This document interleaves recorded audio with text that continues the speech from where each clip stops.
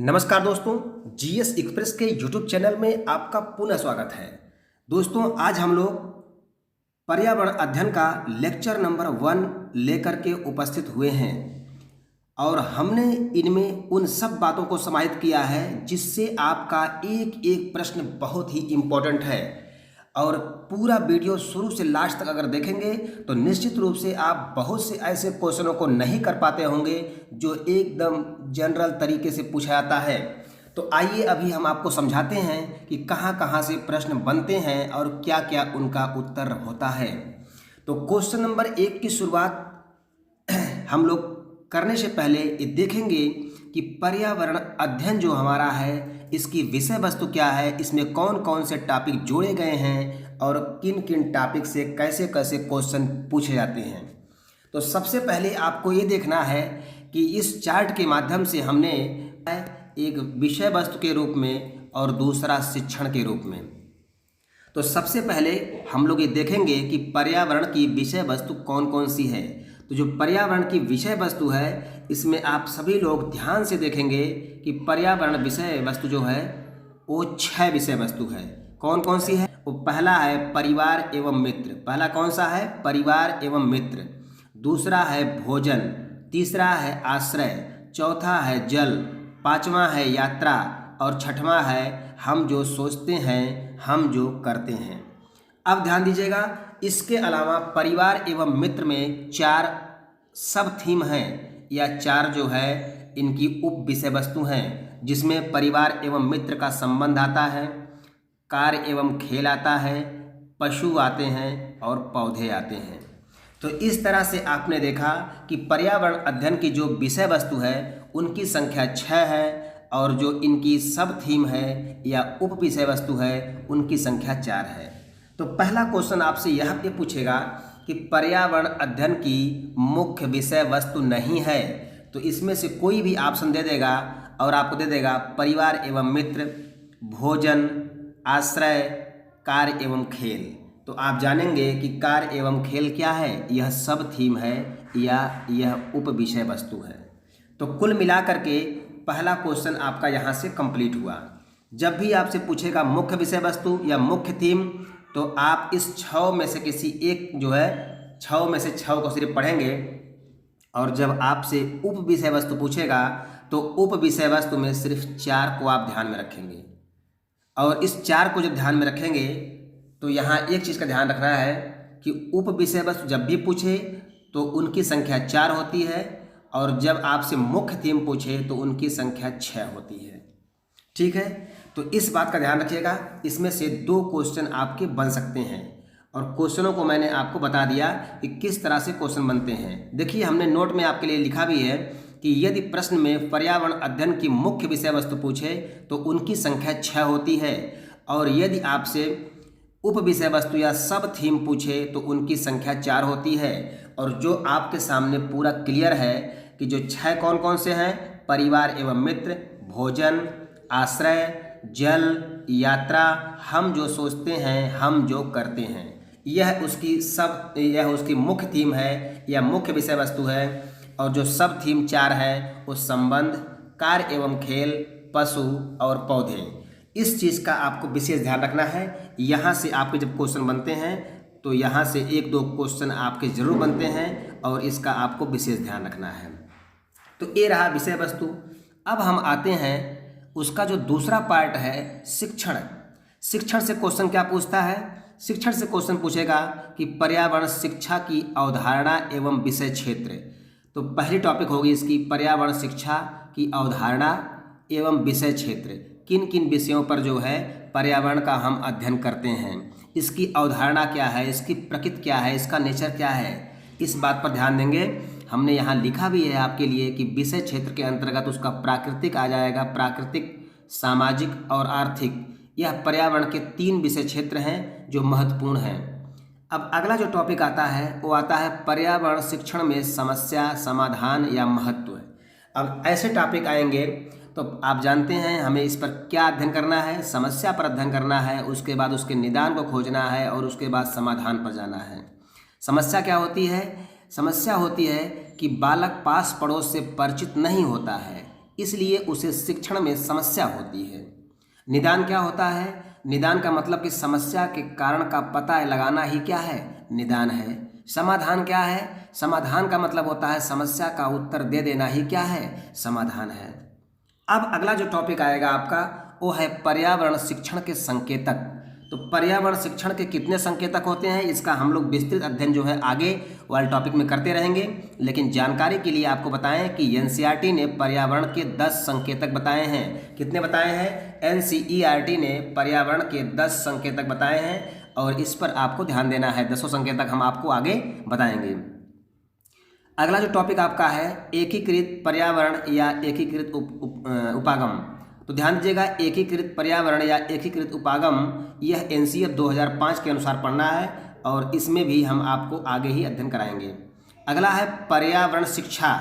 पर्यावरण शिक्षा में क्या पूछेगा आपसे कि पर्यावरण विषय की शिक्षा, पर्यावरण के माध्यम से शिक्षा, पर्यावरण संरक्षण की शिक्षा। इसमें बालक के 3 पक्ष प्रभावित होते हैं। इसमें बालक के 3 पक्ष प्रभावित होने चाहिए। कौन कौन से? ज्ञानात्मक, भावात्मक और क्रियात्मक। अब अगला है आपका सीखने का नियम। सीखने के नियम में आप जानते हैं, आप सीडी में भी पढ़ेंगे, पावलोव, स्किनर, थार्नडाइक, कोहलर के सीखने का जो नियम है इसका हम लोग इसमें अनुप्रयोग पढ़ेंगे, इसका प्रयोग पढ़ेंगे। अगला है पर्यावरण शिक्षण की विधि। तो पर्यावरण शिक्षण की अक्सर क्वेश्चन पूछ लेता है कि पर्यावरण शिक्षण की सबसे प्रभावी विधि कौन सी है। तो पर्यावरण शिक्षण की सबसे प्रभावी विधि जो है वह भ्रमण विधि है या अवलोकन विधि है। दोनों में से कोई भी नाम पूछ सकता है, भ्रमण विधि भी पूछ सकता है और अवलोकन विधि भी पूछ सकता है। इस पर विशेष ध्यान रखिएगा। अब अगला क्वेश्चन आता है पर्यावरण शिक्षण के सिद्धांत। तो पर्यावरण शिक्षण के सिद्धांत कौन कौन से हैं, इस सिद्धांतों को हमें चर्चा करना है। अगला जो हमारा टॉपिक है ये है पर्यावरण शिक्षण सामग्री। अब सामग्री में ध्यान दीजिएगा, यहाँ पर 4 सामग्री होती है। हम तो वही जानते हैं दृश्य श्रव्य और दृश्य श्रव्य दोनों, अर्थात एक जो देखने वाला हो, एक जो श्रव्य में सुनने वाला हो और एक जो देखने और सुनने वाला दोनों कंबाइंड हो, उसे हम दृश्य एवं श्रव्य कहते हैं। लेकिन जो चौथा हमारा होता है पर्यावरण जो है शिक्षण सामग्री में, वो होता है क्रियात्मक शिक्षण सामग्री। और यही सबसे ज़्यादा पूछता है कि पर्यावरण शिक्षण सामग्री में कौन सबसे प्रभावी है। तो क्रियात्मक शिक्षण सामग्री सबसे प्रभावी होती है। क्यों? इसमें क्या होता है, इसमें बालक को टूर कराकर डायरेक्ट उसको दिखाया जाता है और उससे जो वो अनुभव लेता है वह सबसे प्रभावी शिक्षण सामग्री होती है। अर्थात अगर आपको आगरा का ताजमहल देखना है तो आप बच्चों को ले जा करके आगरा का ताजमहल दिखा करके उसके बारे में सही जानकारी बता करके उनको सब कुछ अनुभव कराते हैं। तो यह जो टॉपिक होता है वह क्रियात्मक शिक्षण सामग्री में आता है। अब अगला आपका जो टॉपिक है ये है पर्यावरण शिक्षण की नीति। क्या है? पर्यावरण शिक्षण की नीति। और ये भी एनसीईआरटी 2005 के अनुसार पढ़ना है। ध्यान दीजिएगा, जहाँ एनसीईआरटी 2005 आता है समझिए कि बहुत ही इंपॉर्टेंट है, यहाँ से जरूर क्वेश्चन बनने वाला है। अगला क्वेश्चन जो आपको टॉपिक देखना है वो देखना है कि पर्यावरण शिक्षण की समस्याएं। अब पर्यावरण शिक्षण की समस्याएं क्या होंगी इस पर ध्यान दीजिएगा। शिक्षा केंद्रित समस्या, शिक्षा केंद्रित समस्या, जैसे शिक्षक को ज्ञान है ही नहीं और फिर भी वह पढ़ा रहा है, इससे वह बच्चों की पृष्ठभूमि को नहीं समझ पाएगा। भाई शिक्षा की समस्या क्या हो सकती है? शिक्षा केंद्रित समस्या तभी हो सकती है कि जब शिक्षक को ज्ञान ही नहीं रहेगा और बच्चों को पढ़ा रहा है, तो जब वो बच्चों की पृष्ठभूमि को समझ ही नहीं पाएगा कि बच्चा किस समस्या में है, या वातावरण की समस्या में है, या जो है कि दीवारों पर गंदे शब्द लिख रहा है या चोरी कर रहा है, तो जब तक वह समस्या को नहीं जानेगा तब तक वह इस चीज़ पर विस्तृत अध्ययन नहीं करवा सकता है या प्रभावी शिक्षण नहीं करवा सकता है। तो इस तरह से हमने जो है पर्यावरण में क्या क्या पढ़ना है यह आपको पूरा विस्तार से बता दिया कि भाई 6 विषय वस्तु है, 4 इसमें उप विषय वस्तु है और शिक्षण में क्या क्या पढ़ना है, ये सारा प्रोसेस हमने आपको बता दिया है। अब इसी के साथ साथ हम लोग अध्ययन करेंगे, किस चीज़ का अध्ययन करेंगे? इसमें हम लोग अध्ययन करेंगे कि परिवार का। तो सबसे जो पहला टॉपिक आपका है परिवार का है, इस परिवार पर हम लोग अध्ययन करेंगे। तो आइए हम लोग परिवार को शुरू करते हैं। आप देख रहे हैं कि मैंने ये चार्ट भी आप ही के लिए बनाया है और बहुत ही अपने तरीके से, सुंदर तरीके से इसको बनाने का प्रयास किया है। ध्यान दीजिएगा, हम लोग पढ़ेंगे परिवार। परिवार जो होता है यह अंग्रेजी भाषा के फैमिली को कहा जाता है, अर्थात अंग्रेजी में इसे फैमिली कहते हैं और हिंदी में इसे परिवार कहते हैं। यह जो फैमिली शब्द है यह जो है लैटिन भाषा के फेमुलस शब्द से बना है। किससे बना हुआ है? लैटिन भाषा के फेमुलस शब्द से बना हुआ है, जिसका दो अर्थ होता है। पहला तो होता है संकुचित अर्थ और दूसरा होता है व्यापक अर्थ। तो ध्यान दीजिएगा, जो फेमुलस शब्द लैटिन भाषा का शब्द है इसी से बना हुआ है फैमिली, और इस फेमुलस का जो शाब्दिक अर्थ होता है अर्थात संकुचित अर्थ होता है यह होता है नौकर। तो आप जानते हैं कि फेमुलस शब्द से अगर फैमिली बना है और फैमिली का अर्थ होता है नौकर, तो यह अपने भारतीय परिप्रेक्ष्य में सही नहीं है। अर्थात आप ये कह सकते हैं कि जो फेमुलस शब्द लैटिन भाषा का शब्द है इसका जो संकुचित अर्थ होता है नौकर, यह सिर्फ और सिर्फ लैटिन भाषा तक ही सीमित रहकर रह गया। अब हम लोग आगे आते हैं कि जो फेमुलस शब्द का व्यापक अर्थ होता है वह क्या होता है। एक बार फिर से देखेंगे कि परिवार जो होता है यह अंग्रेजी भाषा के फैमिली शब्द से बना है, और फैमिली जो होता है यह लैटिन भाषा के फेमुलस शब्द से बना है। और फेमुलस शब्द का दो अर्थ होता है, एक संकुचित अर्थ होता है, एक व्यापक अर्थ होता है। तो संकुचित अर्थ हमने जान लिया कि संकुचित अर्थ होता है नौकर, और आप जानते हैं कि यह नौकर जो है शब्द यह सिर्फ लैटिन भाषा तक ही सीमित रहकर रह गया, क्योंकि भारतीय परिप्रेक्ष्य में इसका मतलब नौकर नहीं होता है। अब ध्यान देंगे, अब हम लोग इसके व्यापक अर्थ में आते हैं कि फैमिली का व्यापक अर्थ क्या होता है, या फेमुलस शब्द जो लैटिन भाषा का है इसका व्यापक अर्थ क्या होता है, इस पर चर्चा करते हैं। तो इसका जो व्यापक अर्थ होता है, सबसे पहली चीज़ कि परिवार जो होता है यह समाज की प्राथमिक इकाई होती है। परिवार क्या होता है? समाज की प्राथमिक इकाई होती है। इस पर ध्यान दीजिएगा, परिवार समाज की प्राथमिक इकाई होती है। अब सबसे पहली चीज़ कि समाज क्या होता है, समाज क्या होता है, तो इस पर ध्यान दीजिएगा। समाज क्या होता है इस पर हम ध्यान देंगे कि दो या दो से अधिक व्यक्तियों के समूह को समाज कहा जाता है। दो या दो से अधिक व्यक्तियों के समूह को समाज कहा जाता है, लेकिन यह समाज तब कहा जाता है जब दोनों व्यक्ति एक दूसरे से अंतःक्रिया करते हों। ध्यान दीजिएगा, दो या दो से अधिक व्यक्तियों के समूह को समाज कहा जाता है। यह समाज तब कहा जाएगा जब दोनों व्यक्ति एक दूसरे से अंतःक्रिया करते हों, अर्थात दोनों एक दूसरे को प्रभावित करते हों, तो उसे हम समाज कहेंगे। अब दूसरा आता है संदर्भ, इसमें है एक वर्ड है प्राथमिक। आपने देखा है कि मैंने इसको रेड लाइन से लिखा हुआ है। तो ये प्राथमिक शब्द, प्राथमिक का मतलब क्या होता है, ध्यान देंगे। प्राथमिक, ठीक है, ये परिवार के संदर्भ में प्राथमिक से तात्पर्य संबंधों से लिया जाता है। परिवार के संदर्भ में प्राथमिक से जो तात्पर्य है वो संबंधों से लिया जाता है। जैसे यह मेरी माँ है, यह मेरी माँ है, इसका मतलब कि मैं डायरेक्ट कह रहा हूँ कि यह मेरी माँ है, अर्थात माँ से मेरा संबंध क्या होगा, प्राथमिक संबंध होगा। अब अगर मैं यहाँ पर यह कहूँ कि यह मेरे पिताजी के दोस्त हैं, तो इसका मतलब कि पिताजी के दोस्त हैं, पहला संबंध मेरा पिताजी से है, दूसरा संबंध मेरा जो है कि उनके दोस्त से है। अर्थात अगर यह पूछेगा कि इसमें कौन सा संबंध स्थापित होगा, तो यहाँ पर द्वितीयक संबंध स्थापित होगा, क्योंकि पहले हम पिताजी को जानते हैं, उसके बाद उनके दोस्त को जानते हैं।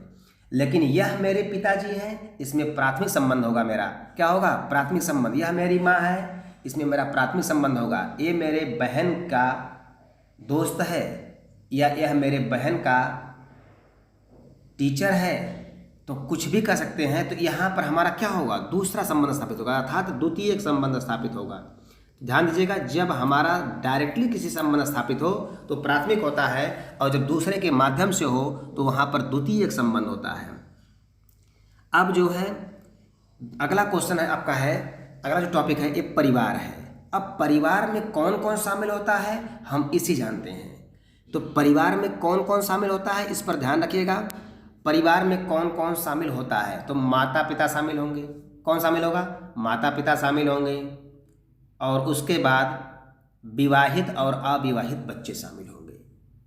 परिवार में कौन कौन शामिल होता है? माता पिता शामिल होते हैं, विवाहित और अविवाहित बच्चे शामिल होते हैं। और कौन शामिल होता है? अन्य सदस्यों में आते हैं आपके दादा दादी। कौन आते हैं? दादा दादी, चाचा चाची, बुआ, इतने लोग शामिल होते हैं। अब एक चीज़ ध्यान दीजिएगा, जो अधिकारों और कर्तव्यों के द्वारा एक दूसरे से जुड़े होते हैं। एक एक इसमें पॉइंट पर ध्यान दीजिएगा, एक एक पॉइंट से क्वेश्चन बनेगा।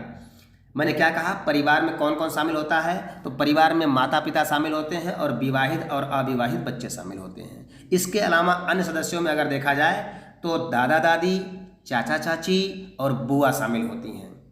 तो इतने लोग जो है परिवार में शामिल होते हैं और यह सारे लोग अपने अधिकारों और कर्तव्यों के द्वारा एक दूसरे से जुड़े होते हैं। अब आती है बात उत्तरदायित्व की। किसकी बात आती है? उत्तरदायित्व की। उत्तरदायित्व क्या है? उत्तरदायित्व का मतलब होता है कि दादा जो है उनका अपना कार्य है, मम्मी का अपना कार्य है, बुआ का अपना कार्य है, चाचा चाची का अपना कार्य है। ध्यान दीजिएगा, इनका जो उत्तरदायित्व होता है, सबका उत्तरदायित्व अलग अलग होता है। मैंने आपको बताया कि दादा का अलग कार्य है, मम्मी का अपना अलग कार्य है, बुआ का अपना अलग कार्य है। जैसे एग्जाम्पल दें हम आपको कि अगर मम्मी है तो मम्मी का काम क्या है कि सुबह उठ करके चाय बना करके और सबको चाय दे देना। और जब सबको चाय दे देंगी तो इससे क्या होगा? यह मम्मी का कार्य हो गया। इसको दादाजी उठ करके चाय नहीं बनाएंगे, ये मम्मी का अपना कार्य है। तो ध्यान दीजिएगा, सबके अपने उत्तरदायित्व बटे हुए हैं और जब सबके अपने उत्तरदायित्व अलग अलग हैं तो सभी लोग अपने उत्तरदायित्व को साथ में निभाते हुए और परस्पर स्नेह के साथ अपनी दिनचर्या को व्यतीत करते हैं। उसे हम क्या कहते हैं? परिवार कहते हैं।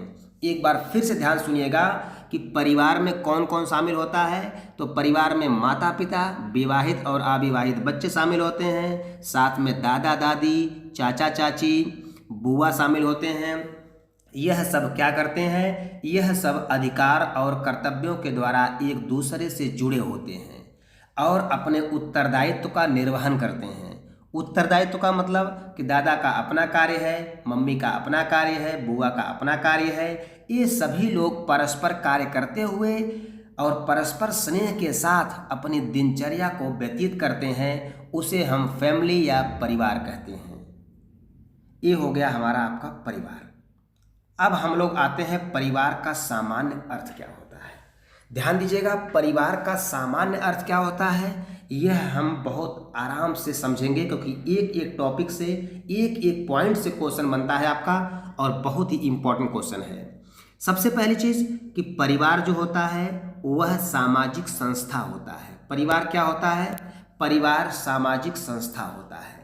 अब जब परिवार सामाजिक संस्था होता है तो बच्चा क्या करता है? वो परिवार में जन्म लेता है। बच्चा क्या करता है? परिवार में जन्म लेता है। बच्चे का विकास भी कहाँ होता है?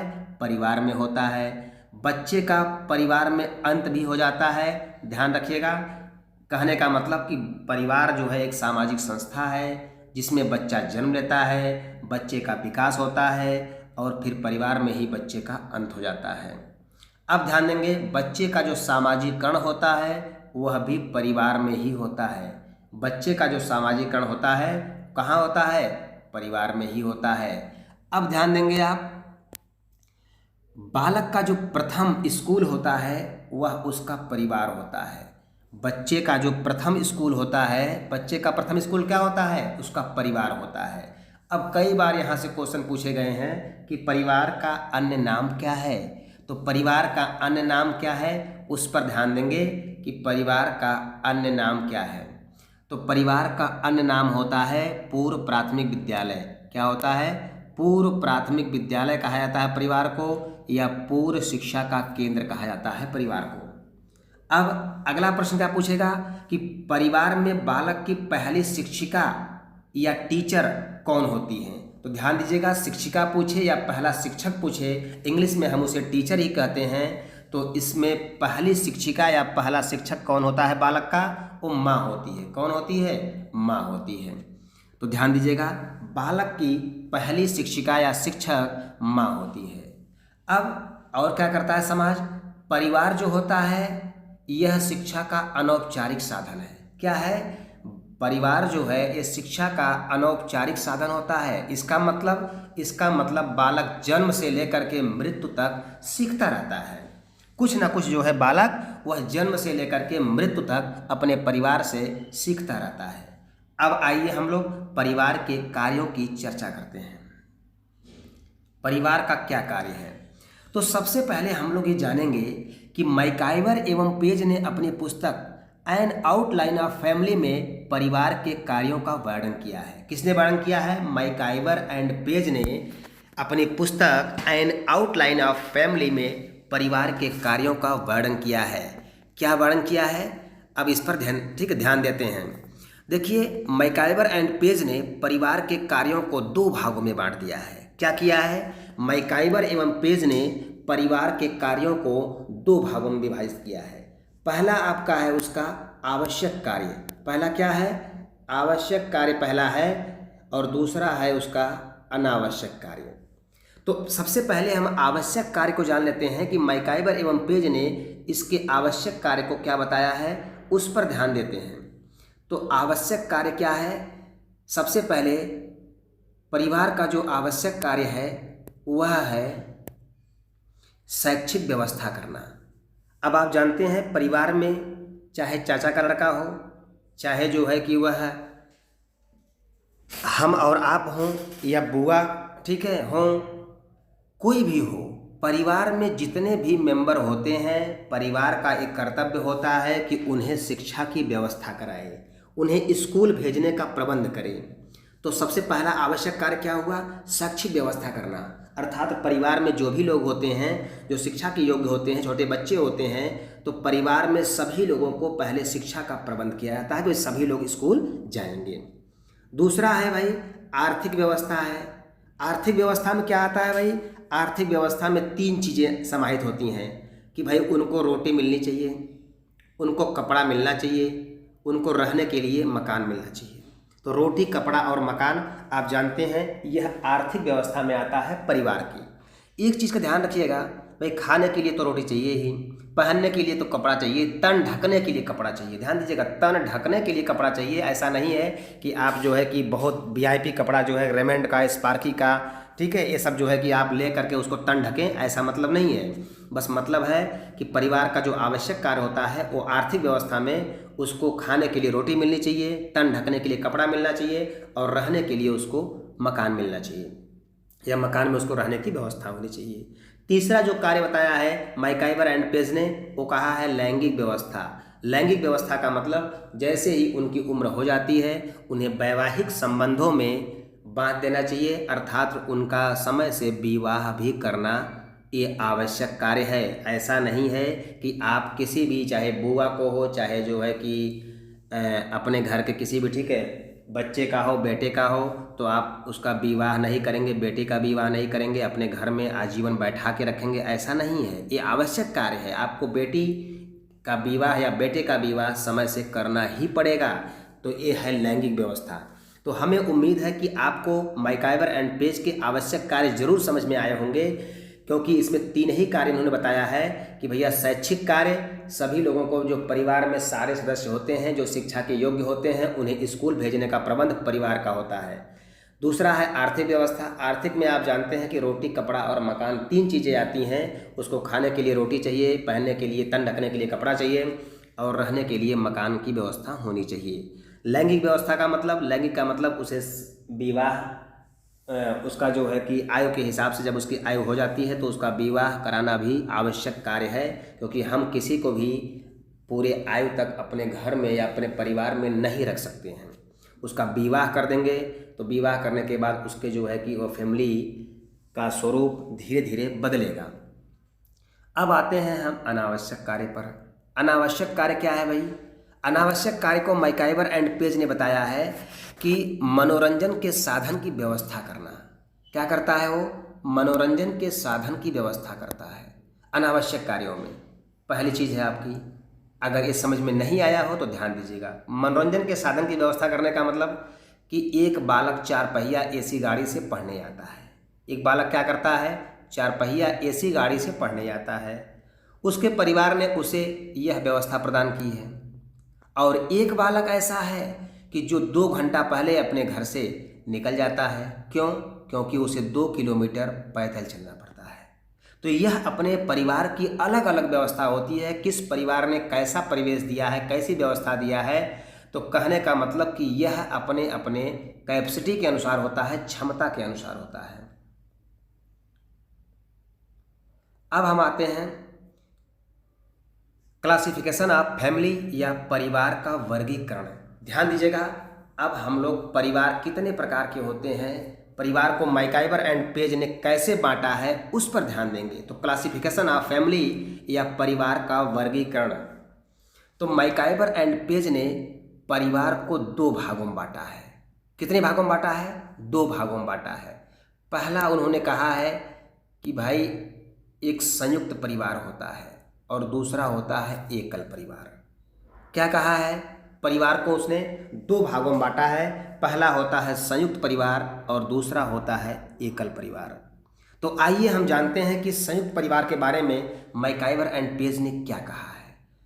तो सबसे पहले ध्यान देंगे आप, मैकाइवर एंड पेज ने कहा है कि जो संयुक्त परिवार होता है उसमें कौन कौन लोग शामिल होते हैं, यह ध्यान दीजिएगा।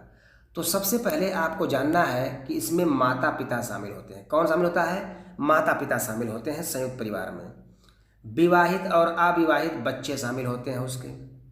दादा और दादी शामिल होते हैं। चाचा और चाची शामिल होते हैं। उसमें बुआ शामिल होती हैं। अब ध्यान दीजिएगा, इनका सिस्टम क्या होता है?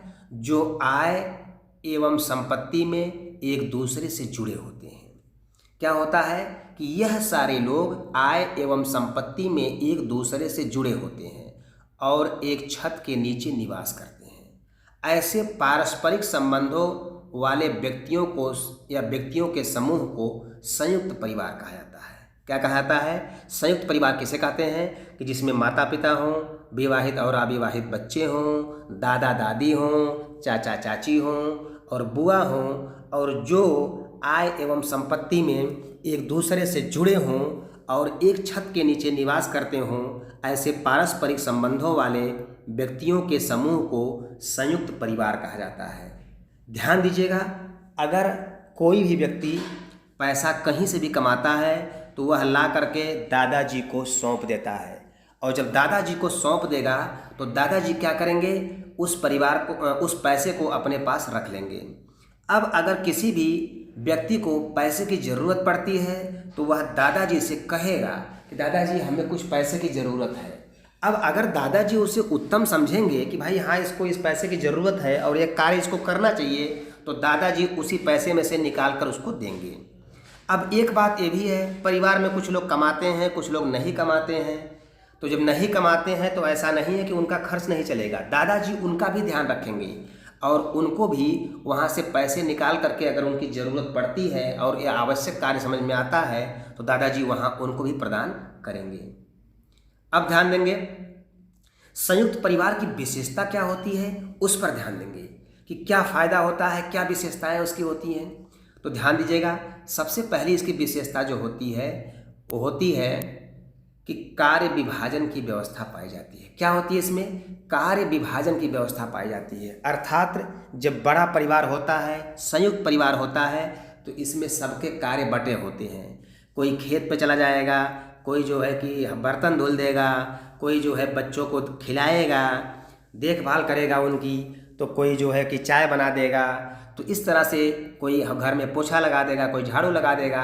तो जब संयुक्त परिवार होता है, ज़्यादा लोग होते हैं, तो सबके कुछ न कुछ कार्य अलग अलग बढ़ जाते हैं और इसमें जो है कार्य करने में सभी को सरलता होती है। दूसरा है संयुक्त परिवार में सामाजिक विकास उपयुक्त प्रकार से होता है। संयुक्त परिवार में सामाजिक विकास उपयुक्त प्रकार से होता है। तो ध्यान दीजिएगा, संयुक्त परिवार में सामाजिक विकास उपयुक्त प्रकार से कैसे होता है? क्योंकि आप जानते हैं कि अगर आप थोड़ा सा ही काम में बिजी रहेंगे तो उस कार्य को करने के बाद आप जो है आराम से अपने सामाजिक दायित्वों का निर्वहन कर सकते हैं। अर्थात बच्चे के पास भी वो समय रहता है कि कोई ना कोई व्यक्ति उसे देखता रहेगा, और बच्चे को अगर बच्चा रोता है तो उसे घुमा देगा। इससे क्या होगा कि उससे उसका सामाजिक विकास होगा। सपोज करिए कि आप एकल परिवार में रहते हैं, एकल परिवार में रह रहे हैं और पिताजी को जाना है ऑफिस। अब माताजी खाना बनाने में लगी हुई हैं और बच्चा जो है उसे देखने वाला कोई नहीं है। बच्चा रो रहा है, फिर भी माताजी को खाना बनाना है। अब माताजी खाना बनाएंगी क्योंकि पिताजी को ऑफिस में जाने में लेट हो जाएगा, इसलिए बच्चा वहाँ दिन भर बैठा रहेगा, रोता रहेगा। तो ऐसे कंडीशन में क्या होता है, बच्चे का सामाजिक विकास नहीं हो पाता है। और जब यही संयुक्त परिवार रहता है तो कोई न कोई व्यक्ति उसे लेकर के बाहर घुमा देगा, उसे ठीक है उसका मन बहला देगा। इससे बच्चे का क्या होता है, सामाजिक विकास होता है। तीसरे पर आते हैं, परिवार बचत के लिए उपयुक्त वातावरण तैयार होता है। परिवार बचत के लिए उपयुक्त वातावरण तैयार होता है। ध्यान दीजिएगा, जब संयुक्त परिवार होता है तो यहाँ पैसे की बचत होती है। संयुक्त परिवार में पैसे की बचत होती है, अर्थात यदि आप लोगों को पैसा चाहिए तो आप दादाजी से पूछेंगे। सपोज करिए कि आपकी फैमिली जो है, अगर आप विवाहित हैं और आपके जो है कि मैडम कहती हैं कि चलिए हमको बाहर घुमा दीजिए, अब हमको बाहर घुमा दीजिए, तो ऐसे कंडीशन में आप तुरंत तैयार नहीं हो जाएंगे, क्योंकि आपके अंदर डर रहेगा कि पहले दादाजी से पूछना है, दादाजी अनुमति देंगे कि नहीं देंगे, फिर वहाँ से पैसे भी उनसे लेना है, वो पैसे ऐसे काम के लिए देंगे कि नहीं देंगे। तो इन सब बातों का विशेष ध्यान रखना होता है। इसलिए परिवार में क्या होती है, बचत होती है, पैसे की बचत होती है। अब आइए, अगला है पारिवारिक परंपराओं की रक्षा होती है। पारिवारिक परंपराओं की रक्षा कैसे होती है? सपोज करिए कि रक्षाबंधन का त्यौहार आया। अब रक्षाबंधन के त्यौहार में होता क्या है कि अगर आप एकल परिवार से रहेंगे और आपको अपने ऑफिस जाना होगा तो ये ज़रूरी नहीं होता है कि जो है कि आप अपने बहन के यहाँ रक्षाबंधन में पहुँच जाएं। लेकिन जब संयुक्त परिवार होता है तो आपको धक्का मारा जाएगा कि नहीं, उसके यहाँ जाना ज़रूरी है, आप पहले उठिए, 5 ही बजे उठिए, वहाँ से हो करके चले आइए, उसके बाद अपने ऑफिस जाइए। तो इससे क्या होता है कि आप जो है परंपराओं की रक्षा भी कर लेते हैं, क्योंकि उसमें कई लोगों का लगाव होता है। माताजी कहेंगे नहीं जाओ तुम पहले वहाँ से हो के आओ, ठीक है, नहीं तो नाराज़ हो जाएगी, वहाँ से हो करके आप आएंगे, उसके बाद जो है अपने ऑफिस जाएंगे। कहने का मतलब न चाहते हुए भी आप क्या करेंगे, रक्षाबंधन के त्यौहार के दिन बहन के घर जाएंगे, रक्षाबंधन बंधवाएंगे, उसके बाद अपने ऑफिस में जाएंगे, चाहे कितना भी अर्जेंट हो। धन का समान वितरण, ये भाई धन का समान वितरण कैसे होता है? परिवार में कुछ लोग कमाते हैं, कुछ लोग नहीं कमाते हैं। तो जो लोग नहीं कमाते हैं उनको भी जब आवश्यकता पड़ती है तो उनको भी धन की आवश्यकता पड़ती है, और दादाजी यहाँ धन को उनको भी देते हैं।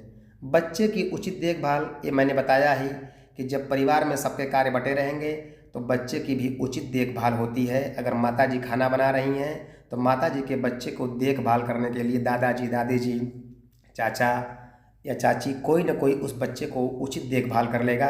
और नहीं तो बच्चा जो है बेड पर बैठा हुआ है और उसके बाद माताजी खाना बना रही हैं, माताजी ने ध्यान नहीं दिया, बच्चा बेड से नीचे गिर गया। ये होता है एकल परिवार में। तो संयुक्त परिवार में क्या होता है, बच्चे की उचित देखभाल होती है। अब आते हैं संयुक्त परिवार के दोष को पढ़ लेते हैं। संयुक्त परिवार का दोष क्या होता है उस पर ध्यान दीजिएगा। संयुक्त परिवार का जो दोष होता है वो होता है व्यक्तित्व के विकास का समुचित अवसर उपलब्ध नहीं हो पाता है। ध्यान दीजिएगा, दोष क्या है, व्यक्तित्व के विकास का समुचित अवसर उपलब्ध नहीं हो पाता है।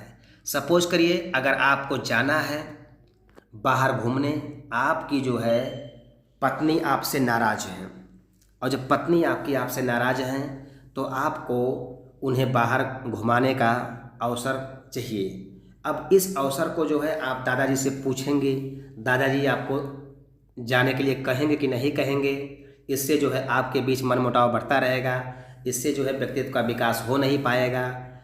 तो कहने का मतलब यही है कि यहाँ पर बहुत ही समस्याएं होती हैं। जब परिवार संयुक्त रहता है तो बहुत से लोगों को ठीक है कि जो है कि कार्य ऐसे होते हैं जो नहीं हो पाते हैं, उनके व्यक्तित्व का विकास नहीं हो पाता है, वो कह नहीं पाते हैं कि हम क्या करना चाहते हैं या कहाँ जाना चाहते हैं, क्योंकि उनको दादाजी के मान को भी ध्यान में रखना होता है। तो ये दोष पाया जाता है। दूसरा दोष क्या है, संयुक्त परिवार में दूसरा दोष क्या है, संयुक्त परिवार में द्वेष की भावना पाई जाती है। एक बात ये भी है कि भाई जब संयुक्त परिवार रहेगा तो उसमें द्वेष, ईर्ष्या, इसकी क्या पाई जाती है, भावना पाई जाती है। क्यों पाई जाती है कि लोग कहेंगे अरे कुल काम हम ही करेंगे, कुछ काम ये कर लें, जिसको देखिए हम ही काम करते रहते हैं। या लोग कहेंगे कि अरे उसके पापा जो है दिन भर ऑफिस में रहते हैं, अब यहाँ आते हैं तो कुछ यहाँ भी करना पड़ता है और लोग बस यहाँ वहाँ घूमते हैं। तो कहने का मतलब क्या होता है कि जब परिवार संयुक्त रहता है तो कुछ लोग कार्य करते हैं, कुछ लोग नहीं करते हैं, तो इसमें द्वेष और ईर्ष्या की भावना पाई जाती है। इस बात में भी ठीक है, यह कमी है संयुक्त परिवार में। कठोर नियंत्रण क्या होता है भाई? दादाजी का कठोर नियंत्रण होता है, बिना इनसे पूछे कोई भी कार्य संभव नहीं होता है। सदस्यों का आलस्य आना। अब आप जानते हैं सदस्यों में आलस्य क्यों आता है संयुक्त परिवार में? क्योंकि सोचेंगे चलिए होगा आगे पीछे, हम नहीं करेंगे तो क्या हुआ, आज वो कर लें। तो ये सब बातें जो है दिमाग में आती हैं, इसलिए सदस्यों में क्या होता है, आलस्य हो जाता है। अब हम आते हैं एकल परिवार की तरफ। मैकाइवर एंड पेज ने जो हमें एकल परिवार के बारे में बताया है उसके बारे में आते हैं, क्योंकि हमने बताया आपको कि मैकाइवर एंड पेज के अनुसार क्या होता है, परिवार दो प्रकार का होता है, संयुक्त परिवार और एकल परिवार। तो संयुक्त परिवार का हमने गुण दोष और किसे कहते हैं और क्या उनके कार्य होते हैं, क्या उनकी विशेषता होती है, ये सब हमने पढ़ लिया। अब हम लोग आते हैं एकल परिवार में। ये भाई एकल परिवार क्या होता है उस पर ध्यान देंगे। एकल परिवार जो होता है उसमें माता पिता शामिल होते हैं, अविवाहित बच्चे शामिल होते हैं। ध्यान दीजिएगा, इसमें विवाहित बच्चे नहीं आएंगे, इसमें माता पिता और अविवाहित बच्चे शामिल होते हैं और जो अधिकारों एवं कर्तव्यों के द्वारा एक दूसरे से जुड़े होते हैं।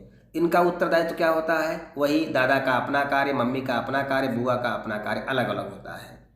एक चीज़ ध्यान दीजिएगा, यदि किसी के पास 12 बेटे हों और वह अविवाहित हों तो मैकाइवर एवं पेज के अनुसार वह परिवार एकल परिवार होगा। क्या होगा, वह परिवार एकल परिवार होगा। ध्यान दीजिएगा, यदि किसी के पास 12 बेटे हों और वो अविवाहित हों तो मैकाइवर एवं पेज के अनुसार वह परिवार क्या होगा, एकल परिवार होगा। अब एक चीज़ और ध्यान दीजिएगा, दूसरा नंबर क्या है कि यदि किसी की पत्नी कुछ दिन बाद मर गई हो तो वह किस परिवार में आएगा, संयुक्त परिवार में आएगा। किस में आएगा, संयुक्त परिवार में आएगा, क्योंकि विवाह तो उसका हो चुका है। अब ऐसा नहीं कि पत्नी मर जाने के बाद वह फिर से अविवाहित हो जाएगा। अगर नहीं होगा तो क्वेश्चन पूछता है कि यदि किसी की पत्नी मर गई है तो वह किस परिवार में आएगा, तो वह आएगा संयुक्त परिवार में, क्योंकि विवाह हो चुका है। ऐसा नहीं है कि पत्नी मर गई तो उसके बाद विवाह ठीक है इसका खत्म हो गया अर्थात ये अविवाहित हो जाएगा, अविवाहित नहीं हो जाएगा। ध्यान दीजिएगा, ये विधुर हो जाएगा। अब विधुर हो जाएगा तो विधुर का मैकाइवर एंड पेज ने क्या कहा है, वह संयुक्त परिवार में शामिल होगा। अब अगला है इसकी विशेषता क्या होती है भाई, एकल परिवार की विशेषता क्या होती है। सबसे पहली चीज़ जो इसमें कमी है वही उसकी विशेषता है, अर्थात व्यक्तित्व विकास का समुचित अवसर होगा। जहां आपका मन कहेगा आप पिज्ज़ा डोसा खाने अपने परिवार को लेकर निकल लेंगे, किसी से पूछने की ज़रूरत नहीं होगी। ठीक, तो पहला तो आपका ये हो गया कि भाई व्यक्तित्व का विकास होगा।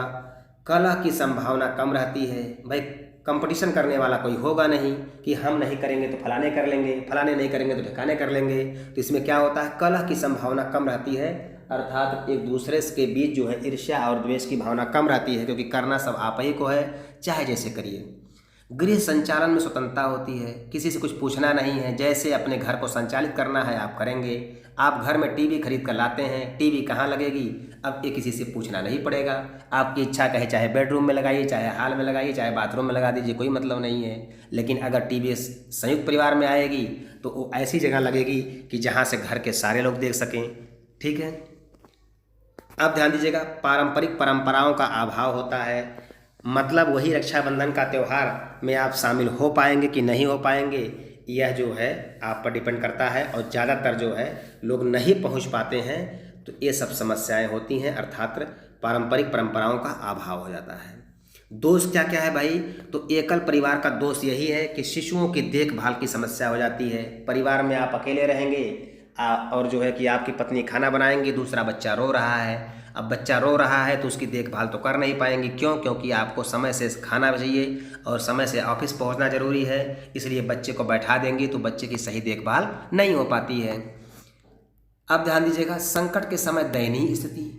संकट के समय दयनीय स्थिति कैसे होती है, क्योंकि आप बीमार पड़ गए तो आपकी देखभाल करने वाला कोई नहीं मिलेगा। अगर आप संयुक्त परिवार में रहेंगे तो कोई ना कोई आपकी देखभाल, बुआ चाची, ठीक, दादा दादी में से कोई ना कोई देखभाल कर लेगा। अपव्यय की समस्या। अपव्यय की समस्या कैसे होती है, फिजूल खर्ची ज़्यादा होती है, क्योंकि पत्नी अगर नाराज़ हो गई तो पत्नी को खुश करने के लिए कुछ ना कुछ उसको मार्केट से दिलाना पड़ेगा, उसको जो है चाउमीन, पिज्ज़ा, डोसा और फुल्की खिलाना पड़ेगा। तो इसलिए जहाँ 1 रुपये का खर्च नहीं था वहाँ पर आपका जो है ठीक है 1000, 2000, 2000 इस तरह से बर्बाद हो जाता है।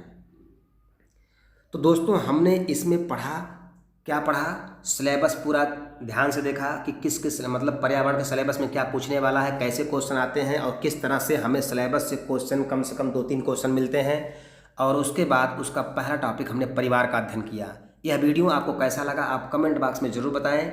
और इतना मैंने आपके लिए जो ये सब खाका खींच करके बनाया है, यह सब आपके सुविधा के अनुसार समझने के लिए आपको बनाया है, इसलिए मैंने बहुत मेहनत की है। इसलिए आप इसके लिए अपने कमेंट में ज़रूर हमारे लिए 2 शब्द लिखें। जय हिंद, जय भारत।